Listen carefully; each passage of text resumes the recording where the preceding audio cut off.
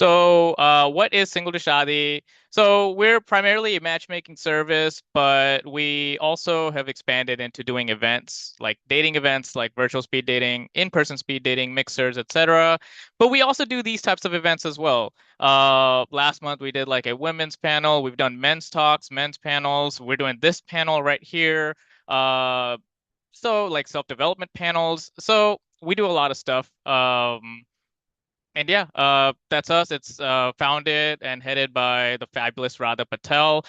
She's the head matchmaker and stuff. So if you guys are interested in trying out matchmaking, definitely go come on over and try it out. All right. Now, without further ado, let's introduce the panelists. Maneesha, I'd like you to go first. Tell us a little bit about yourself. Thank you, Utkarsh, and welcome everybody. It's so good to see you guys, but I would love to see more faces. It really helps us feel more connected to the people we're talking with. My name is Maneesha Ahluwalia. I am from Houston, Texas, and I'm a Longhorn. I went to UT. I am a former infectious disease physician. I work in Baltimore now. Well, I live in Baltimore now, and I work primarily as a life coach.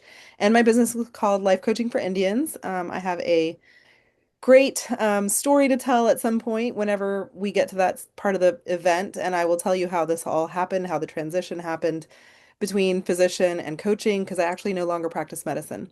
So, other fun facts, my parents are married just over 50 years. Their highlight video of their 50th anniversary party went viral because of the song and dance that they did. My dog is an Indian street dog from Delhi, and she is here with me in Baltimore. That's about it. Oh, what is so street dog? So that means do you know the breed out of Uh-huh. curiosity? So I did the test, and it's Okay. 100% South Asian village dog. Oh, okay. Oh, so that's the breed name. Okay, Yeah. interesting. Okay, Yeah. that's dope. They're That's also dope. called pariah dogs. Pariah. Oh, good to know. Good to know. All right. And now for our second panelist, Mr. Virinchi Tadikonda. Please introduce yourself, sir. Absolutely. Well, first of all, it's a pleasure to be here again. Thank you, Single to Shadi, for continuously giving me a platform to talk to people about the importance of health and fitness and wellness. I did not get a degree in anything related to fitness. Actually, I am an economics and information systems double major undergrad at Virginia Commonwealth University. Got my master's in cyber consulting, so cybersecurity, and then I went into cyber consulting. As a consultant, been working continuously, even now as a consulting for the past 7 years. But I came into the fitness realm because it was always my outlet. It was my outlet for just releasing stress and just stepping away from finding a job or like any household pressures that I had. And then fitness came into the picture more so dialing in. Um, when I hired a coach myself. And I had a personal trainer, and my goal was actually to get on stage and compete and kind of make a name for myself in like the fitness bodybuilding realm. But things took a turn one day when I went to India and I was in a couple of gyms there, and I quickly realized that these personal trainers have no idea what they are doing. And so I was like, I need to find a way to make an impact in the Desi South Asian community by, pushing fitness, health, and wellness into the community. I'm not saying everybody here has to be jacked, ripped, have six-pack abs, right? But considering that our South Asian society is really high in risk for different types of diseases, including diabetes, type 2 diabetes, it's more so about how can I help the community become much healthier. So that's the journey I'm on. That's the path I've been on since I started King V Fitness coaching about 5 years ago. And I aspire to continue to change lives moving forward. I love that, man. I love that. And I know, Manisha, you've also went down a fitness journey as well of your own, and we'll get to all of that. Um, but I guess, well, that's enough of the PowerPoints. So that's it, y'all, for the PowerPoints. Now just us three. Um, so I guess let's get started here then. the name of this event is how to be the best version of yourself. So, Virinchi, I'm going to start with you, man. So that is a fully loaded question. How would you even begin to answer something like that? What does that even Well, mean? yeah, well, I think you want to kind of self-analyze about how you perceive life. I mean, being Desi, we always have a lot of stressors that come from the pressure of living up to the expectations of our predecessors, right? And granted, it's a great pressure to have. Pressure is privilege, and you always want to improve and be better than a generation before. But I think it comes to a point where you realize that the stress might be telling you to do things in life that you don't want to do necessarily. I mean, look, nothing against doctor, engineers, software developers, anything like that, but people like myself might have other aspirations outside of that too, right? And I think the best way to do it is you need to ask yourself this one question. Are you climbing a mountain for the world to see you or for you to see the world? Because if you can figure out if you're trying to see the world for yourself, then you can perform a life audit and be able to understand this is how I want to live my life to the best of my experience while I'm on this planet of Earth and my soul is on this planet for this one lifetime. I love that. And guys, life audit, keep that word in your brain because we're going to go a little deeper into that. Manisha, what about you? How can you answer such a big question, fully loaded question You gonna of make how to be the best version of yourself? you gonna make me go after Virinci? Yeah. Don't worry, I'll swap you off each time. Don't worry. Yeah. Um, well, I would start with the phrase non-judgmental, and I would use that phrase as I look at anything I've done in the past, anything that I might have regretted, anything I wish I could have done differently, because if I can look at my past and I can do that non-judgmentally and I can do that with curiosity, then I can look at any part of that life audit that Vinci mentioned and remain open to looking at it just objectively. Like, this is what I made a decision on before. Now, with the thoughts available to me now, with the knowledge available to me now, maybe I could have done things differently, but not from a place of I really messed up, but from a place that, okay, now I'm going to do it differently in these ways. So, what did I do and what would I do differently from a place of curiosity and not judgment? And we can look at any part of life that way. Relationship with our parents, relationship with our friends, relationship with colleagues, the career we chose, the body that we have. And so I think to me, the best version of us is the one that's constantly in self-improvement, not from a place of pressure, not from a place of I have to do better, but from a kind, loving, non-judgmental place so that we can make small improvements along the way and track them as we go, and just be really open-minded about the whole thing. It's a banger. That's a banger, y'all. I hope y'all have like paper and notes because you guys need to be taking some stuff down here. Just a reminder, by the way, folks, just make sure to keep your mics muted as we're chatting. But if you have any comments, questions, anything, post it in the chat and we'll be responding back to them. But I do have a question for the chat specifically. I asked this fully loaded question to Manisha and Virinci. How do you like how do you become the best version of yourself? How would you answer that question as well? So I'd love to see some what y'all think as well. Just post it in the chat. What your thoughts are on that. Okay. Well, Manisha, I'm gonna stick with you here. So did you have a defining moment or like a catalyst or something that made you want to shift your perspective from where you were before to, well, okay, now okay, I was a physician before, but now this is no longer for me. What was the catalyst that made you shift into what you are now? Another Okay, fully loaded question. definitely can speak to that. Yeah. Let's see. It was 2019.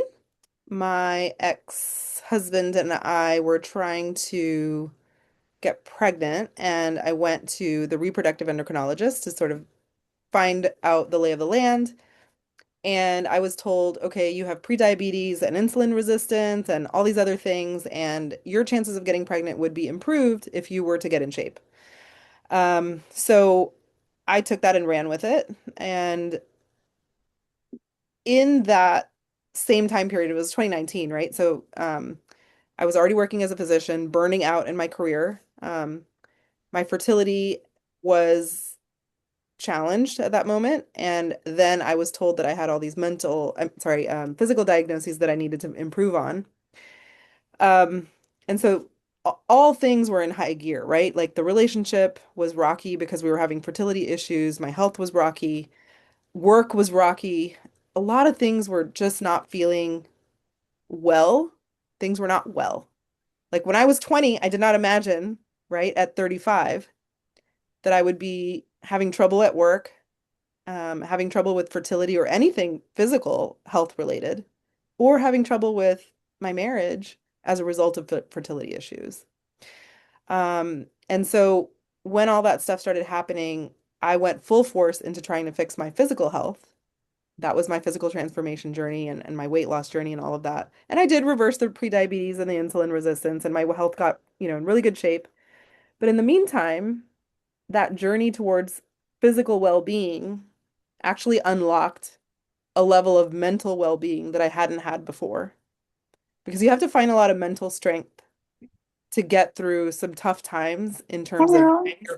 Oh, you need to go walk? Hey, hold on one second. Let Come here. me. Let me kiss you.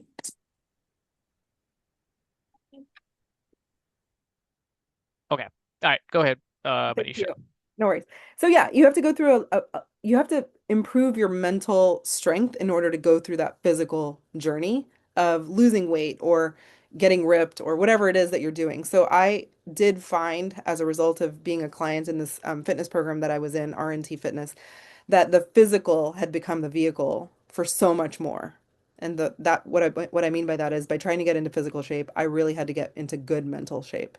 And so when I was in better mental shape, I started looking and evaluating this part of my life and this part of my life and that life audit that we were talking about. And it really turned out there were a lot of things that needed to be audited, assessed, and maybe redesigned. So your question was, Right. what was the trigger moment? And I think it was that health um, awareness, and then it just took off to a whole nother level. And, the outcome of all of that was eventually I realized the journey towards motherhood was never my own. It was actually something that was more my husband's and my in-laws. And Hmm. then Indian culture Right. told me I should be wanting to have children. And after 4 years of a fertility journey that didn't end up successful, I declared that I actually didn't want to go on that journey anymore. And, that was a defining moment for me because I knew that when I said that out loud, I would potentially be risking my marriage. And it did. My husband was no longer in favor of staying together if we weren't going to try to have kids. So that ended. And because I had figured out my identity at that point with that mental strength that I was talking about, I knew that being a physician was actually not working for me. And I found coaches who were helping me with my mental fitness. And I realized coaching could be a possibility and a career. And I left medicine. And then the last thing would be that, I started a business and I never thought that I would be not employed, but rather owning my own business. So all that stuff happened like within a short span of time. And not to mention my physical fitness was in top shape. So yeah, that was that. Wow. That is deep, man. Yeah. Oh, you're getting a lot of hearts. You're getting a lot of thumbs up. Oh, amazing. Such a brave soul. Kudos, doctor. Amazing revelation. These are the comments. Getting a lot of hearts. Richie, I don't know how you're about to top this. I don't know, But I but think he has a little something, something. Go ahead. what? What was your catalyst, man?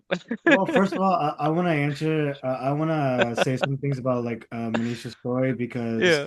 at the end of the day, I believe in divine timing and I believe in God's plan. And so, if it was to be this way, it was meant to be, you know. And The other thing that I I would like love to that. add is a question I always get is what comes like it's kind of like a chicken or the egg type question, right? It's like what comes first, fitness or mental health? And it's always a tough question. But what I will always tell my clients who come to me oftentimes is choose fitness because if you can build a discipline off of fitness, you start feeling better on your own and you can carry that into the rest of your life as well too. There's actually a client of mine that came to me over a year ago and he probably was lost. He'd never worked out in a gym before, never done anything. A full year and some change later, I don't even recognize this guy. He like leads his own religious groups. He leads his own social groups. Like he's out and about. He's out navigating the New Jersey, New York transit, like he's figuring out like how to go to different stations and interact with the city and things like that on his own. So like I want to add to Manisha and say absolutely if you can get your fitness right and you start feeling good about yourself, you can carry that over. And then again, a word that we're going to be used often here is life audit, right? You can audit the rest of your life and take up from there. Now, going back to your question about what kind of basically kicked me into a whole different gear, I was in a relationship for 4 years, and that relationship didn't end the way that I wanted to. And for 6 months, I was in straight denial of that relationship ending. And my birthday came around, and I was still going through it. And I was like, you know what? It's time to do things that I'm scared of. So I've never solo traveled in my life, and so I solo traveled for the first time. And then I did it again the year after, and I ended up living in Thailand for 3 months. And that was like one of the best experiences of my life because I got to go out, meet people, have social interactions. I'm navigating myself in a new city. And when you do that, it is scientifically proven that your brain rewires the way that you think, the way you process information, and the way you act. And so I fell in love with that. I was like, I absolutely love this. And then what took it overboard was I went paragliding and I almost died from paragliding. And then there was like a period of like 48 hours of euphoria where I was like, okay, you know what? Screw everything that's happened the last like 4 years and some change. It's time for me to get my life right. And that's when King V Fitness was born. And that's when I started literally life auditing my whole entire life and about how I want to live, how I want to act, how I look at myself in the mirror, how I perceive myself, not how others perceive me, how I perceive myself. Because in this society today, it's always about glamour, right? We want to show off for other people. We want to show and one up the next person. No, it's for me. Like I'm trying to do this for me, and I'm gonna attract that energy rather than me putting myself out there and attracting the wrong energy by trying to glow, right?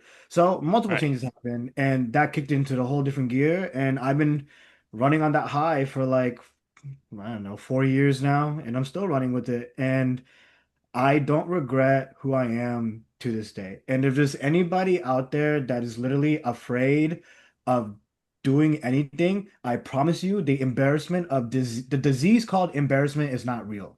It is not real.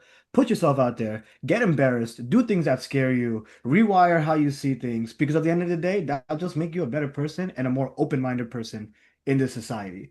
So those two events kicked me into a whole different gear, and here I am today. So we're gonna keep moving forward. That's how life goes. I love it, man. It it's interesting though, like a lot of catalysts, what I've like realized, always something revolves like some romantic relationship. So I'm curious, chat, like has there ever been like a relationship in your life that kind of mm, was like a catalyst for, okay, I need to go change something about myself. So I'm curious what y'all think in the chat. If there's been a relationship or something in the past where you feel like, okay, I need to go and make something else happen. Um, yeah, has there been a relationship in your life that started a change in you? Exactly. Um, so okay, well, we've been talking about life audits, right? So I guess Virinchi, what is a life audit? Yeah, what is a life audit? Just explain it to the folks here. Yeah, well, it doesn't also help that I do audits for a living too. But we will do this Same also vibe too. though. It's the same vibe. It really is. It's the same vibe. So life auditing is scary because it asks you to look at yourself and not deny what actually exists in you, right? They could be as simply as looking yourself in the mirror and be like, wow, my beard looks really unruly. Do I want to keep it like this? And do I like myself looking like this? Or you have outgrown hair and it just looks really messy. And you're like, wow, I need to take care of my hygiene more. Or it could be saying, wow, in terms of marriage, right? You're thinking about priorities in life. You're getting older, you're thinking about priorities in life, and you're like, is marriage really my priority right now? Or am I trying to do something else, right? The reason why we do life audits is because I think of life as a puzzle. You have a big puzzle in front of you, and you're filling in each piece as you're accomplishing something, right? Your first job, you graduated college. Maybe you made your first $100,000 in your job, and you're really happy about it. You were able to, help your mom with her knee injury, something.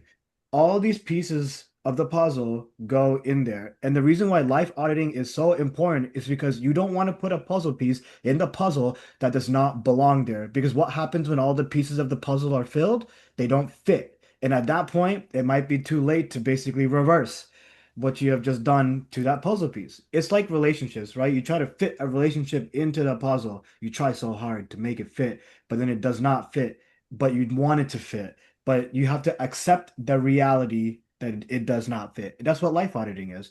You're looking at yourself in the mirror, asking, do you like what you see? You look at your job, you're asking yourself, do I like what I do for work? Or is this really bothering me right now? And is it causing a lot of stress? I have a knee injury. Like, do I still want to deal with this, or should I actually go and take care of this? Okay, I'm trying to grow mentally. Should I be reading more books? Or like, should I be doing more research on like topics that I like? Most importantly, am I doing what I love? Because oftentimes, considering, we're Desi, oftentimes we're not doing what we love. We're doing it for the sake of, husbands or wives or in-laws or your parents or your grandparents because they said so, and that's the right way to do it. And if a lot of times people are engraved that way, and it sucks. But life auditing paints a picture about truly how you want to live your life. There's no and I trust me, there's no right age to doing this. You could do it whenever you want to in life.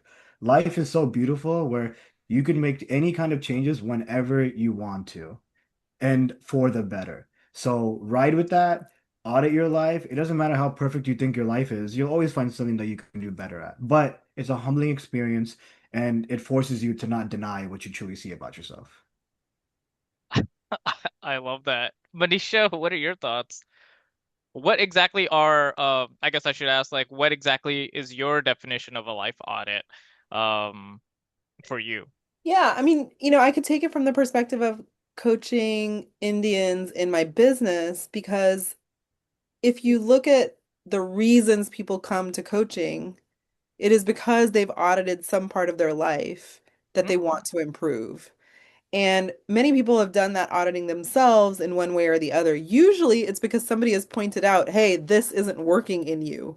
Like either you need to lose weight or you're having interpersonal skill issues at work or um, your partner is telling you you always do this. And so you've started thinking about what other people are, what feedback you're getting from other people. You're starting to reflect on it. You may not have to agree with what other people are saying about you. That's not the point. But there comes a time where when you've heard a message over and over, it's possible that there's Mhm. something that you want to look at. Again, from a place of kindness and self-love and non-judgment and curiosity. So what people come to coaching for, and like I said, they've probably already done an audit, probably triggered by something somebody has shared with them.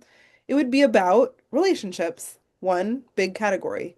How am I in relationships? And I don't mean romantic, I mean interpersonal, I mean family, I mean colleagues, any person that you interact with, that creates a relationship. So you may be doing an audit of your relationship and seeing how do I interact with other people? Do I feel sensitive all the time when I hear comments? Do I take things personally? Do I then go and cope in unhealthy ways when I feel personally attacked? Do I use food to cope with emotions? These are all parts of a life audit.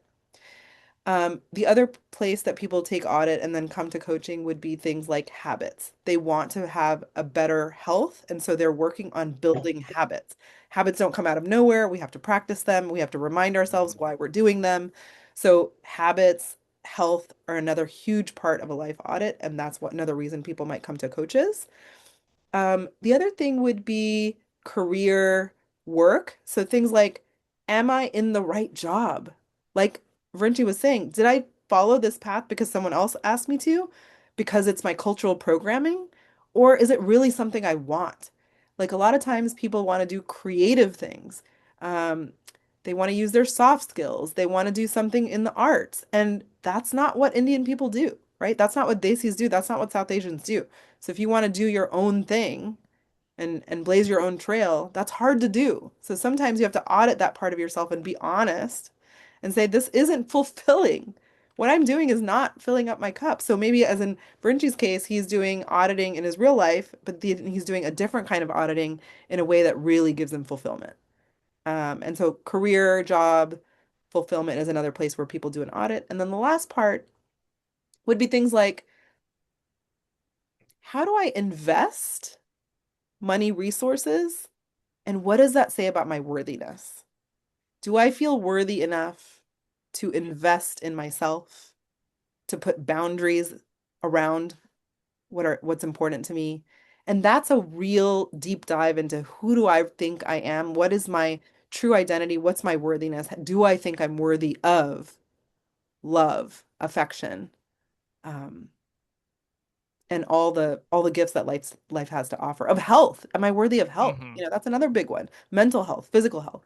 So these are all the places where you could do a life audit, and how you do it is up to you as long as you remain curious and open-minded, loving, non-judgmental. That's a big thing for me. Love that. Both banger answers, and we have some comments in the chat here. So the I just first want one to. is a share, and Akila, thank you so much for sharing. So she said relationship pattern made me so we were talking about catalyst earlier. So she's responding to that question. Relationship patterns made me hunt for the root cause and resulted in me learning about attachment theory. It helped me identify unhealed childhood traumas and working now on the healing path. Rinchi, are you familiar with the attachment theory? Well, I I think the way go I ahead. think about attachment theory is just kind of like you're always attached to like familial ties, right? Hmm. It's just like whatever says from the family goes. You have no room to grow. It's what they say, you do. It's like a yes no like scenario. I kind of grew up that way because I was like the first child in the family, and I also revolted against that, and my parents didn't know how to handle it at the time because I was in high school and I was rebellious. And my sister's Hmm. like watching me do this, and she's like taking notes about what not to do.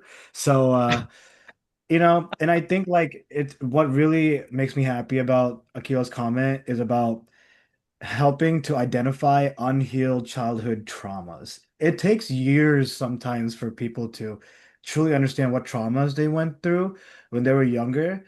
And then it shows up in their habits years later. And you're like, where is this coming from? And sometimes it might take like a therapist or a psychiatrist or someone that you sit down with, like a life coach, to truly analyze these incidents for you to understand, oh, wow. Okay, that's coming from when I was like a kid. And XYZ. yeah, and now I need to figure out how to handle it. So I think that's a phenomenal comment. I agree. Manisha, did you have anything? Um, so there are three types of attachments, and the Hmm. two main common ones are anxious versus avoidant. And as I say those words, probably people can see where they fit in. And what I mean by that is, let's say there's discord in a relationship, let's say you and your partner. Yeah. Do you pine after them and go to them and say, pick me, pick me, pick me? That's the anxious attachment style. Versus the person that says, you hurt me, I'm gonna remove myself, I'm gonna shut down, I'm gonna close the door, I'm going to stonewall which is, not talking to the other person because they've hurt you. That's the avoidant attachment style. And there's so much more detail that can go into that, into both categories. And then the healthy attachment style is the part that a lot of us have not experienced. Probably as South Asians growing up in Desi households, there's not a lot of healthy attachment styles in our upbringing, and that's just facts. That's just statistics. So if you find yourself falling into either avoidant or anxious attachment styles, you're not alone. Nothing's wrong with you. It is something that you can explore with a therapist or a coach, and Yeah. that's a topic ripe for exploration. I Very true. I'm curious in the chat, like if you guys are comfortable sharing what you guys think your attachment styles are. Do you feel you're like, or in the past, I should say, do you feel in the past you were more anxious, more avoidant, or you've just always been like super confident and healthy? Um, Either way, we'd love to see like where what you guys feel or what you guys were. Karsh, Yeah, I go want ahead. to say one more thing Yeah, about go ahead, like man. life auditing. Please, everybody, do not feel afraid to audit your friends. Please, because the Ooh. same people that you grow up with from like high school to college may not be the same people that they are now. The reason why I say this is because someone that you could know from like college might have turned into a complete materialistic human being, and that's all they care about. And there's more to life than just being somebody who cares about materialism. Um, and if like you're somebody who only talks about sports and gambling, or you're somebody who only talks about nothing about improving life, like no substance in your life, right? You ought to take a second look at that because I you have might be some afraid balance that you're in this losing a card. friend. I just want to buy this t-shirt for Hold Nala. on 1 second. All right, go ahead, Richie. Yeah, you might be afraid that you're gonna lose somebody that you've known for years, but I'm not saying cut them off, but rather auditing could also mean just keep a healthy distance from them while you keep doing your thing. Audit your friends. We'll get it. We'll get even more into that. And actually, that's our next question. So Hamza, thank you for that question in the chat. How do you go from audit to action?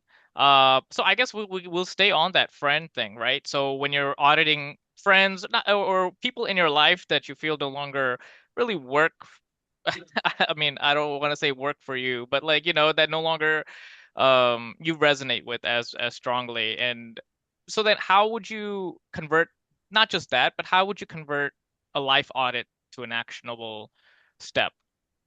Well, this is what I'd say. There's no shame in outgrowing your friends.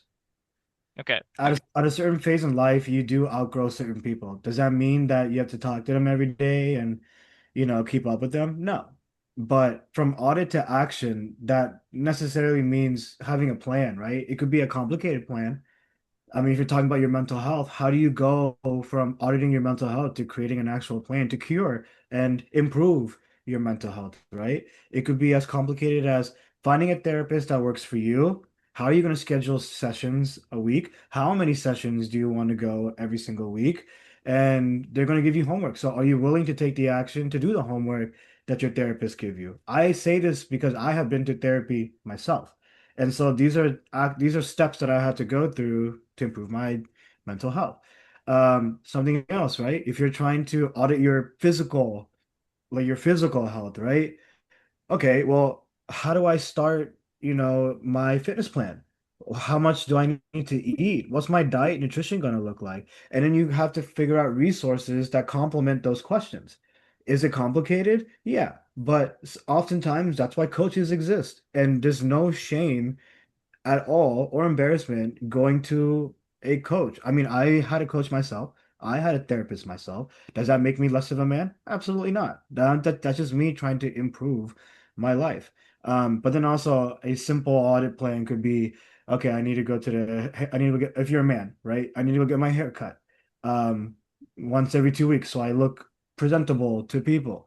Um, One of the most important things I tell my clients, both men and women, is that your presence matters when you walk into a room. So when you're auditing yourself, how do you foresee yourself walking into a room filled with people? Like, do you want to look confident? Do you want to have good posture? Do you want to look like you know what you're talking about? And this is what I'm talking about. So all I'm saying is, I think to a certain extent, audit comes with vulnerability, which also comes to acceptance, which also comes with dropping your ego and accepting things that you've been in denial about for so long. And if you can do that, literally write out your action plan, write it out. Don't put it in your head, write it out, and then just check it off as you go. It makes things a lot better for you. Write it out like a, huh. So Think like a kind of like a journal. visualization, like or Yeah, like a journaling type thing. yeah, like Okay. in IT and like, software development and project management and all these things, we use Gantt charts. So Gantt charts, you're able to track progress over time, right? Right. So Gantt charts put like a certain timetable on things. You're starting here. This is your Yeah. end goal for this goal, end date for this goal. So you try to like, it challenges you to stop being lazy and actually try to target your goals. Will you accomplish all of them during that time? Probably not, but it lights a fire in you to actually Hmm. try to fill out those things, the tasks that you need to do. I love that.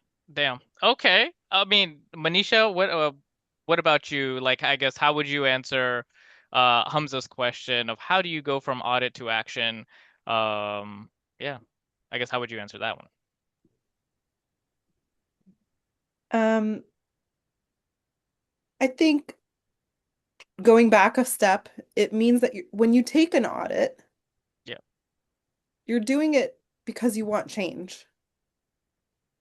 And when you realize and you've reflected on the things that require change,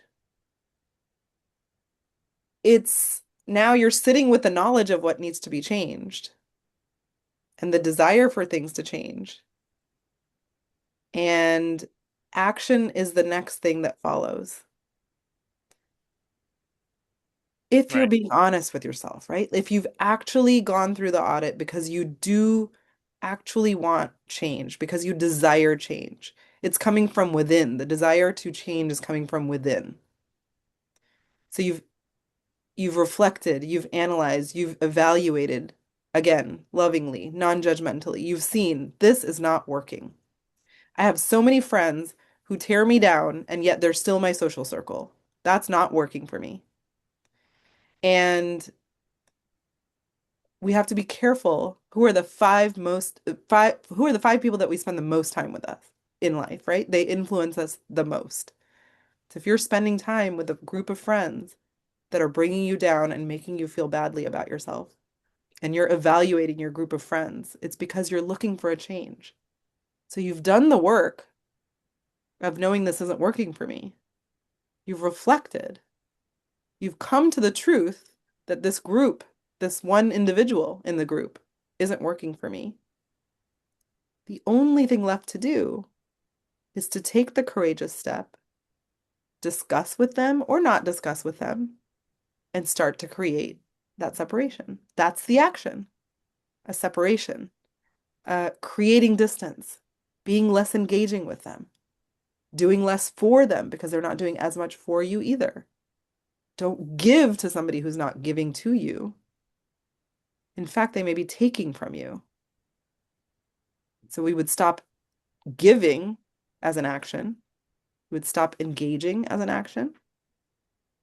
But again, I would say if you're doing an audit and you're assessing honestly, then the only thing left to do is to take action. And don't kid yourself. You're not confused. Mm. You're not afraid. Mm. It's just a matter of taking a step. And you can do that with fear, right? You can do that with confusion. You can do that with overwhelm. There's no order in which you have to remove fear and overwhelm and confusion. You can actually take action while feeling those things. And that's what I would say. That Manisha and Richie, those are banger a answers. Yeah, it's like the overall summary is you know what you got to do, just go do it. It's the action. Now just begin. No amount of analysis is gonna make you begin. You already did the analysis, so just go ahead and start. Is There's no right time. Yeah, There no right is time. no right time. There's not. The time is now always. So agreed, agreed. All right, I want to switch to something lighter, because I know it's been really heavy. So we're gonna chat about shame. So yeah, I'll see what I did there. So okay, so we're gonna, I mean, look, a life, let's be real, guys. A life audit, you can't do a life audit without, like, figuring out what are things you feel guilty about, what you feel shameful for, etc., your past, right? So I guess I'll, I, Virinchi, I'll toss this up to you first. So, how have you worked through feelings of shame? Um, yeah, I guess how have you worked through feelings of shame? Like, or whenever you do feel shame, like, what do you do in those situations? Maybe that's a I better think question. I think my shame came from the fear of disappointing my parents. Okay. And like being behind on everything. So I graduated 5.5 years undergrad, so I took my sweet old time. And that's because I couldn't figure out what I wanted to do, and by the time I did, I took 5.5 years. Um, and then I had like 8 months where I couldn't find a job, and I was so ready to just take like a hour by hour IT job, help desk job, and call it a day, whatever it took to get me a job and get money. But I think the shameful part of me was like my parents spent this much money on me on education and everything, and I did not uphold their values, and I just kind of went through a whole different path. What I came to terms was through therapy was that everything happens for a reason, and you are on your own timeline. So how I handle shame is like, are there embarrassing moments that cause me to feel shameful? Absolutely. And like it could be as simple as you telling a joke and nobody understands it, so you feel embarrassed, right? Or it could Yeah, be like like, what just happened right now. That I'm kidding. yeah, yeah, Go ahead, go ahead. exactly. Yeah. So like it's simple things like that. I also realized like when I did feel shameful, I had certain habits which would be Hmm. like isolation or like just my excuse was okay, I need to grow, so I'm locking myself off the face of this earth from Right. everybody and I'm going to do me. I tell my friends about this later, like my close ones, and they're like, "Why didn't you call me? Why didn't you text me?" And I was like, "Well, that's just how I felt in the moment." So now when I try to handle shame, Hmm. if there is something that bothers me, I'll reach out to somebody and be like, "Hey, this is what's bothering me. This is why I feel shameful about something. Can you help me figure out like why I'm feeling like this? Or, can you help me kind of navigate through this situation?" There's no shame in that. There's no shame in There's no asking for help. shame. No shame in asking for help. Yeah. So, you know, I think like especially brown men, the biggest stigma is like we don't like to ask for help. We like to do things on our own, no matter if we're right or wrong. And then that's the ego part of us talking, but that's the stigma. And so that's why I went to therapy to figure out how I could figure out how to break that. Um, Hmm. so yeah, it's kind of like how I handle shame, to be honest. And like, was it embarrassing when like I lost a 4 year relationship? Absolutely. I thought like that was the most shameful thing in my life because like rest of my friends are out here getting married, they're getting proposed to, and all these things. And I'm like, well, I guess I'm going to Thailand for 4 months. So each to their own. Everybody has their own life path. Everything happens for a reason. You got to learn from it. You got to grow from it. Easier said than done, but Hmm. I think at the end of the day, if you can recognize that, I think it makes a big difference in your life. Love it. Love it. Love it. Love it. Manisha, what about you? How do you go through feelings of shame? And I guess how do you move past them? First, let's talk about guilt and shame, right? So Okay. guilt says I did it wrong, and shame says I am wrong.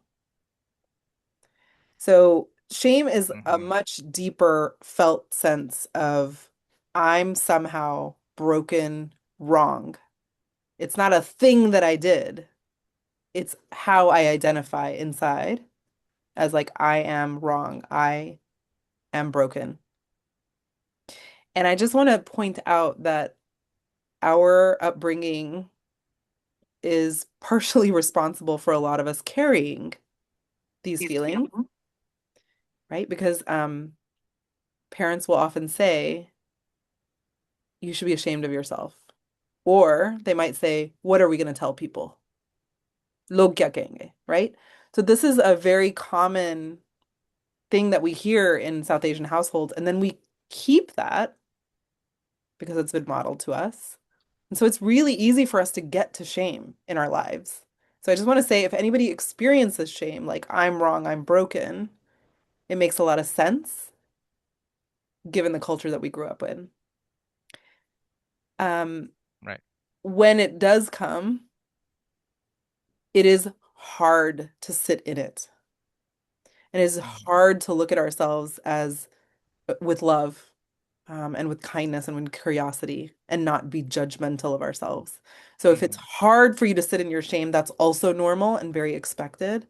And nobody would you expect you to know how to process it without perhaps an outsider helping you, somebody mirroring your thoughts back to you, a friend, a trusted confidant, a therapist, a coach. So this is one of the hardest things to deal with in our lives. One of the times that I dealt with it was when I was trying to get pregnant, right? I mean, trigger warning, I'm Right. sorry, aside if somebody's going through this, but when you're a woman and you're being told every woman wants to have a child, and when you're going through fertility and you're able to carry a pregnancy for 6 days or even 6 weeks and then Oh, it fails, then one thing it's easy to say to yourself is, what's wrong with me? yeah. No worries, Hold on bro. one second. Let me do one thing here. Okay. All right. It's Go very ahead. Sorry. easy to go to the question, what's wrong with me? Because Yeah. my body as a woman is supposed to carry a pregnancy to term and then deliver that child into the world, birth that child into the world.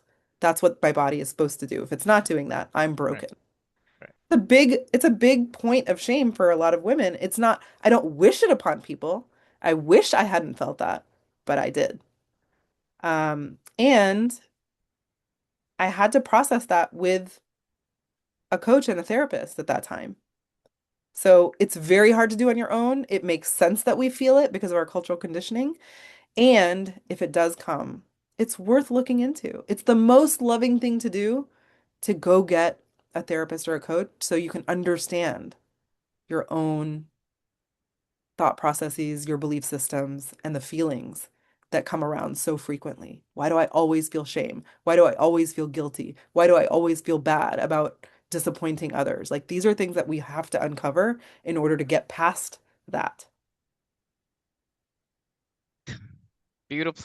uh, Deep. That is deep. Guys, I want you guys to give some like heart reacts and stuff to like both Manisha and Virinchi. Like these are some like deep ass stories, man. This is wild. Yeah, there we Just go. there's Yeah. one thing that Manisha said that really reminded me of something. Isn't it funny how we get older, we become less curious? Oh. Yeah, because we know I everything now, right? No, yeah, well, the way that I look at it is like this. As a kid, like you're so free. So free to aimless curiously. You see like a toy truck and you're like, "Oh, how's that? Like how does this work?" Or like you're outside in nature and just wandering freelessly and you're like, "What is that?" Or, "Hey, what animal is that? How's that? How does this work?" You know? And you're able to like kind of teach your mind to unknowingly, your mind is always Mm-hmm. processing all this information and you're trying to Mm-hmm. grow. But I think like it comes a point in life where like, yeah, you have responsibilities, life happens. And I think oftentimes pressures happen too. And as a result, we become so less curious that we could become so focused in what we call the grind, the hustle. And we don't Hustle become culture, curious baby. in things anymore. Yeah. And so I think it's so funny how like curiosity just gets pulled away because sometimes when you get curious to something and you're so excited to talk about something, somebody's like, why is that so interesting? Like in a very Right. condescending tone, you know? Or somebody Right. doesn't really relate to like how something excites you. So that just reminded me of something. I don't know if anybody here has read Calvin and Hobbes, but Calvin and Hobbes is a comic book that I grew up on, and Calvin is like this little kid and Hobbes is this tiger.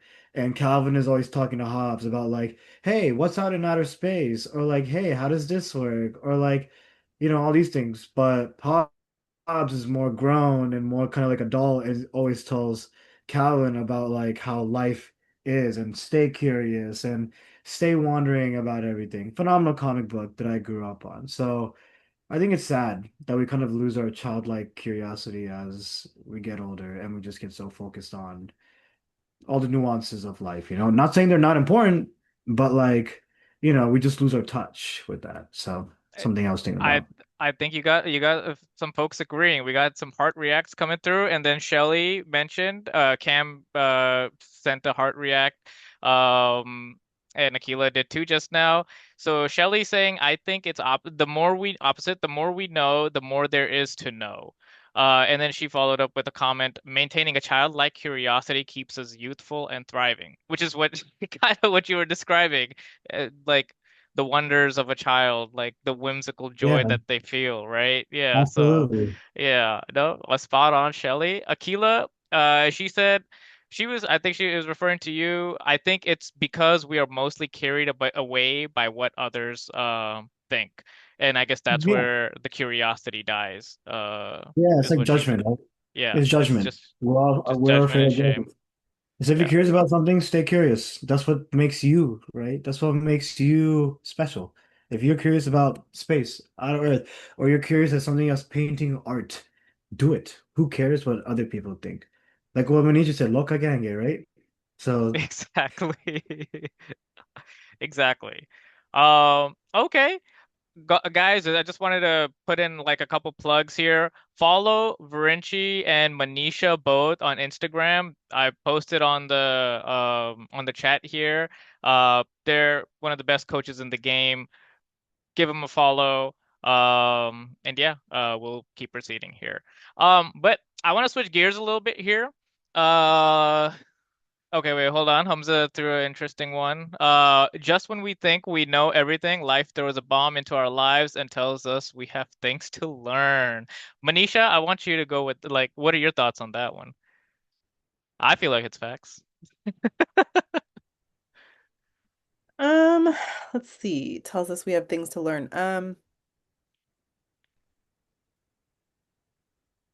I I mean, I think that's a true statement. I think that there's always more to learn in any facet of life. Like, I don't think that there's any opportunity to stop learning unless you're maybe 104 years old. I say that because my dad's uncle was just here from the UK and he's 104. I That's mean, awesome. maybe he doesn't No, have he's things to still learn learning at for this sure. point. I'm sure. I'm sure Yeah. he's still learning. You need to ask him, but He's yeah. probably learning how to Yeah. continue walking without falling, but it's amazing. He can walk with a There you cane. go. Yeah. Walk with a cane at 104. I watched it myself. It is That's fantastic. badass. Um, but before that, why should we stop learning and why wouldn't we be open to continuing to learn? That's the spice of life. Like I want to know more, not just about me, but about how I interact with everybody else.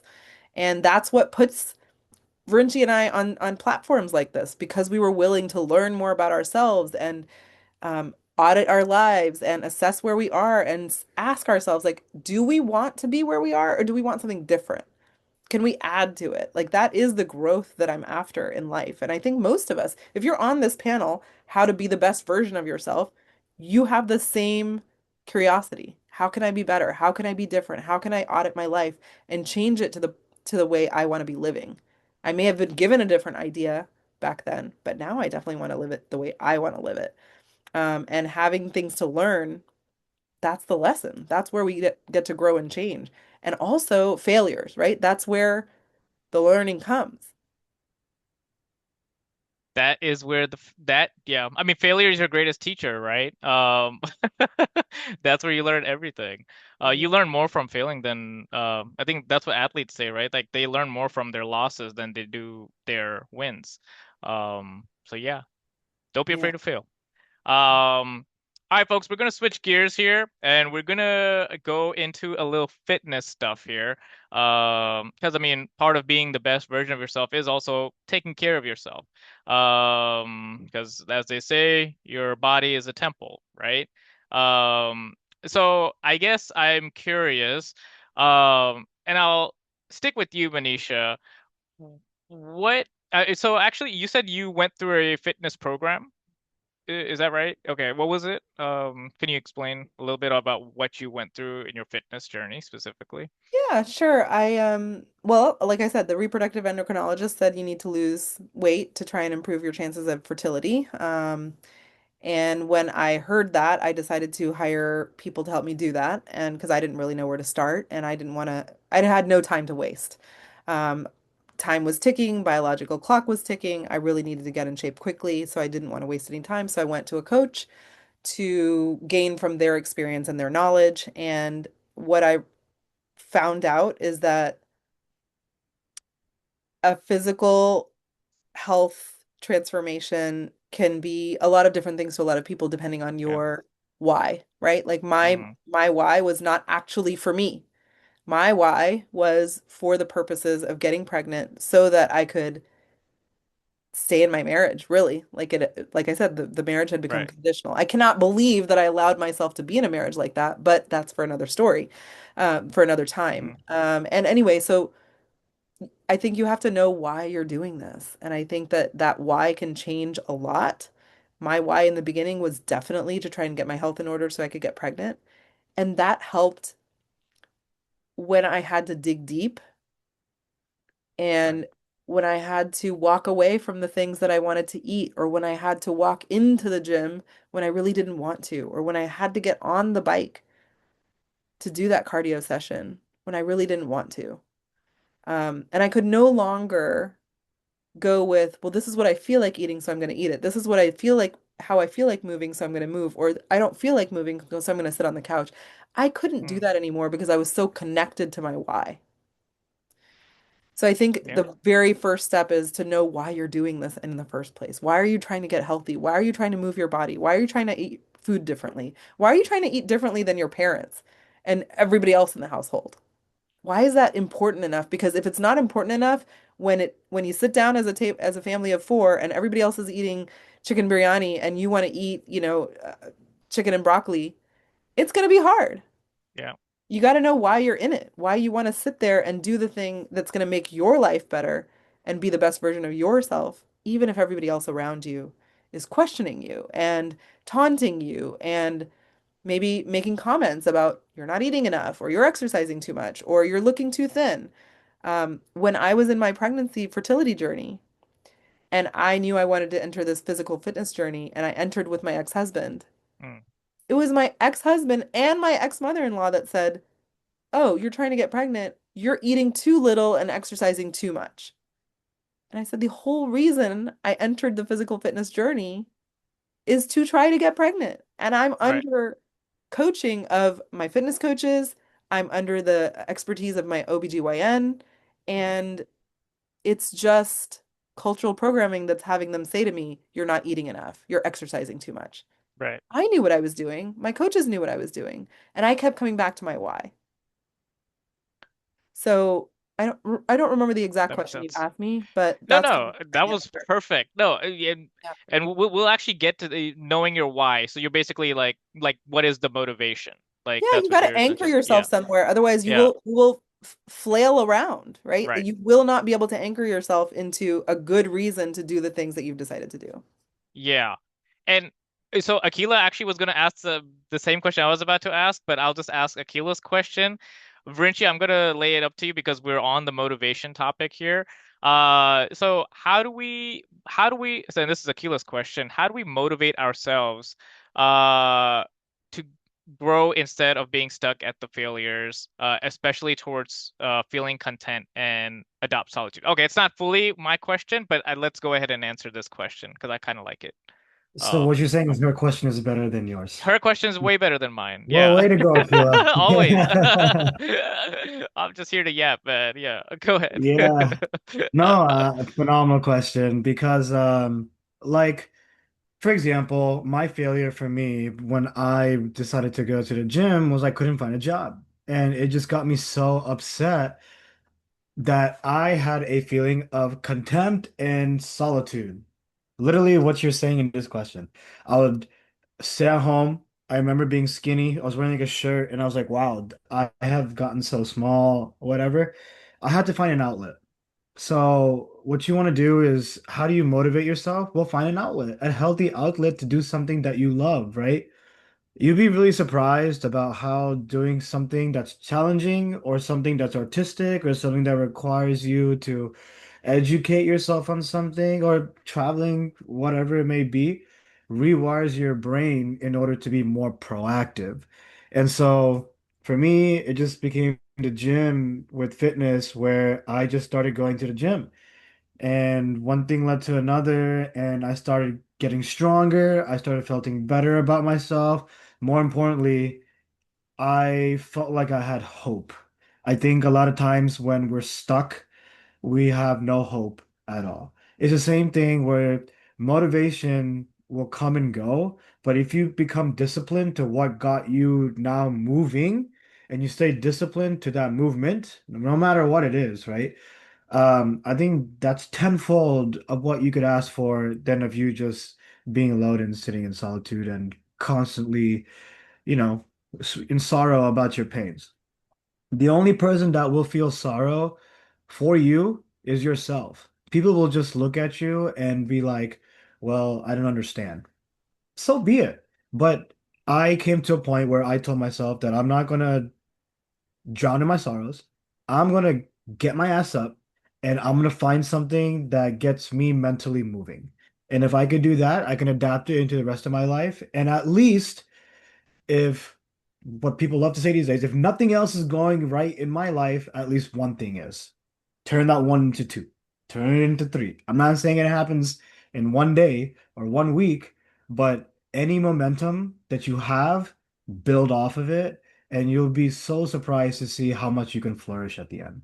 Ooh, that is beautifully said, man. You got some claps and heart reacts. That's awesome, man. Um, well, I guess since we're on that, and since we're also on the fitness part, right? So, uh, I guess when someone goes to the gym, like someone's starting to go to the gym, right? And how when they don't, okay, let's say someone like, goes to a gym for a week and they take their shirt off to see what gains they've made and they've made no gains. How what do you tell people in that situation? When they're like, I went for a week and don't see anything. Where is my progress? So what do you how do you yeah, how do you approach those types of situations? Well, I address it with realism, which is did it take you 1 year to get a 4 year degree? Did it take you, 1 year to achieve your dream car? Did it take you 1 year to learn how to walk? Did it take you 5 years to be in 12th grade? You know what I mean? Like Right. when you have like a dose of realism in there, you understand that things are a process. It doesn't, there's a reason why, getting a undergrad degree is like 3, 4 years, right? There's a reason why gaining muscle requires periodizations of time, consistency, effort, discipline, eating right. There's so many different factors that go into you getting your body right, just like how many different classes you need to take in order to graduate college. It's the same theory. Nothing comes easy. I think the problem with society these days is that we want quick fixes. There's a reason why peptides and Right. GLP-1s are advertised left and right. It's because people love the quick fix rather than actually figuring out how your body works, how to adapt to what your body likes, and to grow throughout the process. Um, and I think that's unfortunate because now you have younger generation and younger people thinking about, okay, how can I get big fast, right? Or how can I get six-pack abs fast? All I can do is take peptides and burn the fat off my body. I can take GLP-1s, like all different kind of the weight loss products to basically like Ozempic and burn all the fat off my body, and I'm good. Well, listen, the healthiest way to anything is to always grow at your own pace. Muscle grows like that too.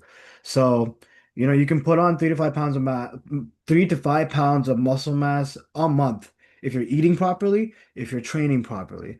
But other than that, well, I think you need to reevaluate how you're eating and how you're training, and that's where sometimes coaches come in, right? If you go to my Instagram, I give so much free alpha or free advice about what you can do to eat properly, grow, and put all that into one solution to help you. So I think when it comes to muscle growing, patience, and it's a process like anything else. Agreed. It is a process. And we have a question in the chat here. Can you talk a little bit about self-sabotage? So I guess this is I guess this could be related to fitness, but just in general, can you talk a little bit about self-sabotage, why it happens, and how we can avoid overcome it? So I want to ask you, Manisha, what your thoughts are on that one. I think knowing why we sabotage and like what is sabotage, right? So sabotage is ruining the results that we just created. That's one way of looking at it. And sometimes people can fear success. So there's something called success Okay. intolerance. And when you're working towards something and you're getting really, really close to it and you're almost there, it really tests your identity. And so I think when we are used to feeling like we're less than, inadequate, and you're getting to the place where you're starting to feel confident and content with yourself, there's a fear that comes up, a fear of that identity shifting. And so before we get to the confident, empowered self, we do things to take ourselves back to our disempowered selves. And that is that behavior that we do to take ourselves away from an empowered state, from away from a confident state. That's sabotage behavior. So we want to know what it is and why we do it before we can talk about stopping it. It's behavior that we take Right. in order to stop ourselves from getting to that next level identity that we've been on a path towards. An example, we're trying to lose weight. So we're trying to eat well, we're trying to eat balanced portions Hmm. of macros, protein, fat, carbs. We're getting really close to our goal weight, our goal physique. And what happens? We get scared. Our identity has shifted so much. We're starting to see the results and we're shifting our identity to somebody who's actually fit. But it's so scary to see ourselves in a new light. Mm. So what do? You eat and you eat in excess. And you eat in excess knowing that you're eating in excess because then it'll stop you from getting to that goal. And you stay where you are. And you stay where you are. And now this doesn't mean something's wrong with you. It doesn't mean that you're broken. It doesn't mean it can't be fixed or overcome. But it starts with understanding why we're doing it in the first place. And I'll be the first to admit, sabotage by eating food and fearing the new identity that I'm coming into, I'm very familiar with it. It's very painful to know that I'm sabotaging while I'm doing it. That's the other ironic thing, right? We know that we're self-sabotaging when we're doing it. We know we're binging when we're binging. And it's still so hard to stop it, but it takes a minute. You got to reflect. You got to sit with your thoughts. You got to have your thoughts reflected back to you so that you Right. understand how damaging this is and understand that it's changeable, but only after you realize it's not that you're broken or there's something wrong with you. It's natural, it's coping, it's fear getting a hold of you. Yeesh. Yeah, I mean, it has such a gravitational pull, and that was a great question. It has such a gravitational pull, like that certain habits, certain self-sabotaging habits. Um, so I guess in some ways you have to let that habit go eventually to get to another version of yourself. So I guess Virinci in general, I guess how does a person let go of a habit? I guess we'll stay on the self-sabotage stuff, right? Like a habit that's not working for them. Um, Well, I can talk about it from like a fitness standpoint, right? okay, So like I have clients who like to drink. Don't get me okay, wrong, I like to have my one or two drinks every now and then too. You really need to Mm, ask yourself, if you're an avid drinker, how much damage are you doing to yourself? Now, scientifically, mm, science says that you can drink two alcoholic drinks a day, and your body will be completely okay, and you can move on to the next day feeling completely fine and not have to worry about it. But there are binge drinkers, right? Binge drinkers who basically they eat properly Monday through Friday, and then Saturday and Sunday they basically drink heavy, or at least Friday and Saturday they drink heavy, and then Sunday they binge eat because they're hungover and they just want some kind of really good food to basically overcome that okay. hangover. So Right. now that becomes, all right, you have a goal about losing weight and feeling better. But now you're self-sabotaging yourself by going out and partying every single weekend and drinking obnoxiously. So you really have to ask yourself, like, can I keep this up? Is this possible? And how much is this going to damage my health and fitness goals in the future? That's that's the first example. Mm, The second example is when I was going through my first stint with my previous coach. Um, some of my friends would be going out every night. And so what I would do was I would plan my meals out so that way by the time I went out, I could enjoy a drink or two. But I didn't really like to drink that much or to get like drunk or anything. So I would hang out with them, whatever. Night ends, we go to one of my friends' apartment, and what do? They order three large pizzas. And I already know that I cannot eat that. I am fighting inside for a slice of pizza. My last meal was at 8 p.m. It is now 3 a.m., you know? So I still have to mentally tell myself, what are my goals? What am I trying to do? If I eat this pizza, how much is going to set it back? Am I dedicated to my goals? Am I absolutely not going to sabotage myself? I'm asking these questions proactively while I'm staring at this pizza. So what do? I don't eat it. I look at it, I don't eat it. Trust me, people will ask, "Why are you eating that? Don't you want to eat a slice of pizza? Like, aren't you hungry?" I'm like, "Nah, I'm good." Why? Like, one pizza's not gonna kill you. It's for you maybe, but like for me, I don't want it. I absolutely don't want it.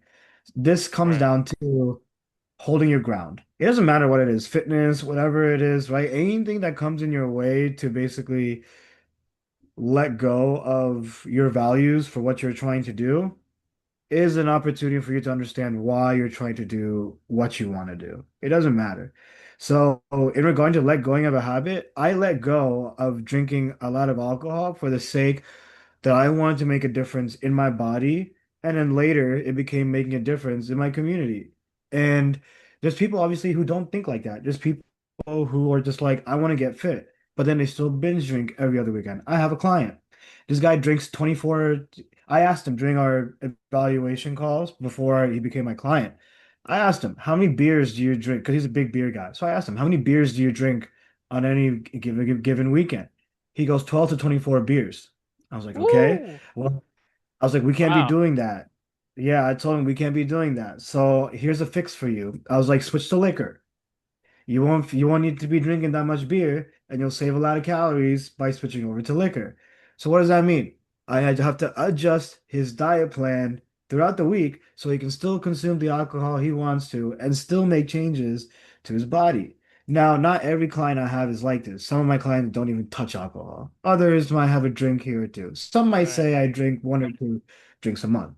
But letting go of certain habits for some people takes a lot of time and a lot of effort. And I will challenge you if you're my client every call that we have during a check-in, and I'll ask you about that habit that you told me about. There's actually something that I learned, which is a client will tell you what their biggest insecurity is slash worst habit is. Make sure you repeat it back to them so they understand what they said to you. It doesn't matter if it's the evaluation call. It doesn't matter if it's every single check-in call afterwards. Repeat it so it engraves in their head. Sometimes people will be more than happy to make that change after it registers in their head how big the problem actually is and how much it's impacting their lives. So, in regards to letting go of a habit, some people can do it like this, and some people it takes a while. But sometimes you might have to hold their hand throughout the process, and that's okay. Damn. That's a lot to unpack, but like, shit. Okay, so then like a lot of it, what you said, right? Like with the pizza example, where you had to set boundaries, right? Like with your friends Yeah, that for sure. in order to let go of the habit and to shift into something new, a newer version of yourself. So I guess Manisha, again, this is going to be a very fully loaded question. Is there a simple trick or way to set a boundary when you're on this like self-development path? Like you're like, no, I don't like certain aspects after doing my life audit. I want to change this, this, and this. How can I set boundaries? And I maybe that sounds like a simple question, but Mhm. but it's not. Yeah. Yeah, I so boundaries are not what you want other people to do. Okay. Um, it can sound like, hey, I don't want you to offer food that I'm not eating that's not on my plan. That maybe somebody thinks that's a boundary. Mm-hmm. But boundary sounds like this. I would prefer if you didn't offer me that food. If you offer Okay. me that food, I will politely decline and walk to the other room until you've done if until you're finished eating it. If you offer me that food, I will politely decline and sit next to you and eat what I'm eating, but not eat that food with you. So a boundary is much more about what you plan to do if your request isn't met. If your The request is somebody, consequences. hmm the Okay. consequences that you're going to take. So that's really important to understand. Like boundaries is what are you willing to do or not do if the request you made isn't met? And your question was, how do you set boundaries Mm-hmm. around, let's say, fitness or healthy living? Um, Mm-hmm. First of all, this is the hardest part because society is eating food and socializing by eating. And it's going to be a hard battle to look for people who want to socialize without involving food and drink. It's possible. I have friends in my fitness community who will meet people just for walks and not for food. And when they go out to social events, they will take their food with them.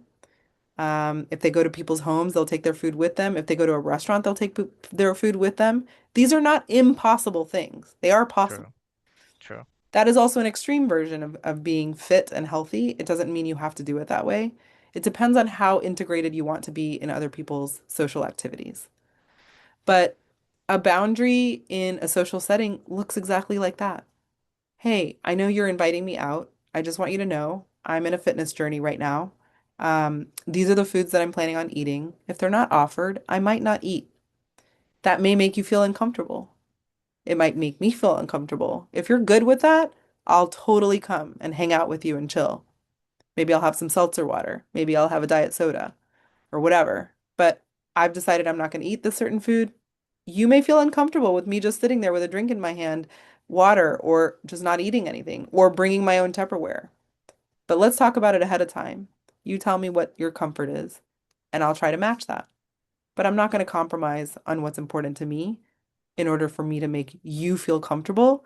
And that talks about our people-pleasing tendencies. So we're just going to be aware of those. We're just going to be aware that my people-pleasing tendency is telling me I should just do what other people are doing. And that pressure comes from within, but we don't have to succumb to it. We can still stay true to what our goals, values, priorities are, but it takes some discomfort. And boundary setting and setting goals, it takes a lot of discomfort and it takes a lot of being willing to stay with that discomfort. Otherwise, you're probably going to come out of that discomfort by doing the comfortable thing, which is exactly what we've already been doing. And that's not going to get you to a new goal. Does that help? That does help. It does help a lot. But well, not really a but and uh but it's so challenging moving away and trying to and just having to disappoint people, especially people that you love, right? Like, it's sometimes they don't even, it's not like a nefarious thing, and you don't want to disappoint them, but you still have to set that boundary. Is there a different thing that you have to do, or this is just across the board, like it doesn't matter if it's a stranger or it's a person that you deeply love. Um, the boundary setting thing, the strategy that you mentioned, it's just across the board for anyone. I think this brings up the idea of crucial conversations or challenging conversations. Hmm. If these are people that love you, but you've never actually gone to them with a truth about where you are or had a vulnerable conversation with this person, Right. then maybe you have no idea what it's like to talk with the person at this level with this amount of depth. And maybe it's your parent, so maybe you think they're never going to understand. Or maybe it's a relative who all they think about is cooking and feeding you and they're never going to understand. But I have faith, right? I have faith in all humanity that if I lean in and have a vulnerable conversation with you, Hmm. I'm going to strike a chord somewhere. We're going to relate at some point. We're all humans. We all have the same brains. We all have the same fears. And I think that when we talk about those things with other people, we can find a point of relatability, whether it's your parent, your relative. It sounds really weird. Believe me, I get it. We're South Asian. We understand. Talking to South Asian parents or family members, it's not the most comfortable thing because we think very differently, but it's worth a try. And it gives you that skill of being able to have challenging, vulnerable, crucial conversations with people. And there's nothing wrong with that. There's only things to gain from that. Beautifully said, as always. Y'all, so we're winding down here. We literally only have like 5 minutes left until this event is over. But just a I want to give our panelists a last question, and if you guys have any other final questions, this would be the time to post it. But I guess Virinchi, and then Manisha, I'm going to toss it to you after.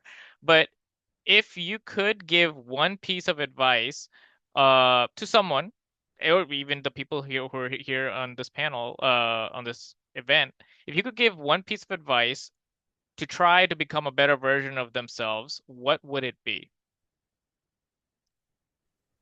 I think it's a direct reflection of how I live my life, which is live life like there's no tomorrow and live life for yourself.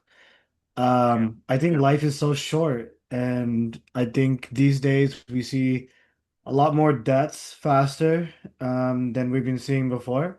At least I know I have from just people and surrounding communities that I know of. Mm, And it really struck a chord with me because oftentimes we're so stuck in a loop of life that we don't really realize there's more to life than outside the Desi checklist. There's more to life than getting married. There's more to life than buying your house. There's more to life than, graduating college and your parents pounding you on getting a master's degree. Because for me, what I did was I wanted to learn more about life, and so I traveled. And I got to learn different perspectives of people across the world about what they thought about what life was and how they lived their life. And that played a crucial role into who I am today. And so that leads me to say, don't be afraid to make changes in your life. Don't be fearful that the changes that you make will be judged by others because listen, everybody judges one way or another. Um, and most importantly, be true to yourself. Understand who you want to be, what you want to become, and that unjudgingly way of life mm. will let you feel free.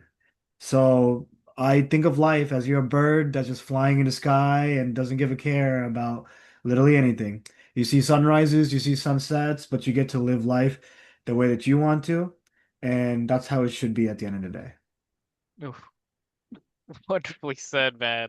Um, Manisha, what about you? If you could give one piece of advice to someone trying to become a better version of themselves, what would it be? Final question. Yeah, I think this could be answered with a word that comes up a lot, which is neuroplasticity. Okay. And what that means is we're going to change the wiring in our brain. And how I encourage clients to do that is noticing what's going well and making it a point to write it down from the standpoint that I'm the one that did X, Y, and Z or thought about X, Y, and Z in order for this positive outcome to have happened today. And what I can describe is, a lot of people talk about gratitude journaling. So it's I'm grateful for my job, my parents, the sunshine, the weather, where I live, and all kinds of things. But there are usually things external to us. But most of us are mired in a feeling of inadequacy, of being less than, being unworthy.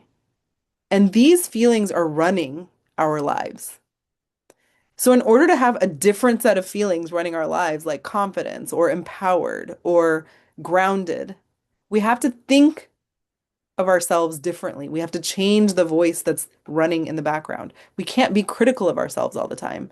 But in order to not be critical of ourselves, we have to recognize what we're already doing well. So, this practice of writing things down that we're doing well as a contribution that we made in our lives that day, that's what I call either a contribution practice or I can't remember the other word that sometimes I use, but it doesn't matter. Instead of gratitude journaling, it's Mhm. contribution practice. Write down every day while your coffee is brewing, while your water for your tea is boiling. Write down a few things. Yesterday went well because of my contribution to this thing that went well. That will help you see the good that you're involved in, the good that you're bringing to your life. It will help your brain focus on that good stuff, and it will give your brain an opportunity to see that feeling proud and confident is familiar and safe, just like the feelings of inadequacy or less, unworthiness. Hmm. We want to shift to having a different set of feelings that becomes familiar in the brain, and familiarity equals safety. And when things are safe in the brain wants to reproduce those things. It wants to reproduce confidence. It wants to reproduce empowerment.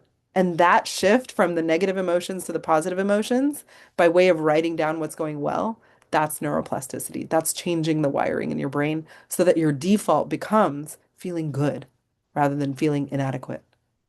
And that's what I would say is like contribution practice. Write down what's going well. Do it while your coffee's brewing, while your water's boiling in the morning. Make it a practice. It's very easy and very quick. And you can stack that habit with the thing that you already do in the morning. And it's a beautiful, beautiful way to rewire your brain. Wow. Beautifully said, guys. Y'all, a round of applause, some heart reacts, please. This was very informative. This was epic. Uh, my lordy.